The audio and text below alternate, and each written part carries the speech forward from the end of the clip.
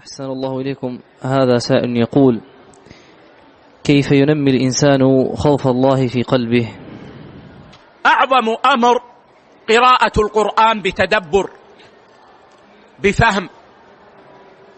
وأنا أقول يا إخوة، هناك فرق كبير بين أن نقرأ السورة ونحن لا نفهمها مع أن نؤجر على القراءة، وبين أن نقرأ السورة ونحن نفهمها، ندرك معانيها، تؤثر تأثيرا عظيما في قلوبنا. وهذا ما ترونه عندما نقرأ التفسير ونسمع التفسير.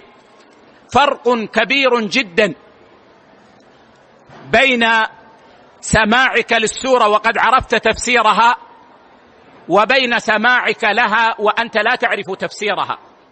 فأعظم أمر يزكي النفوس وينمي الخوف في القلوب، الخوف المحمود، هو قراءة القرآن بتدبر.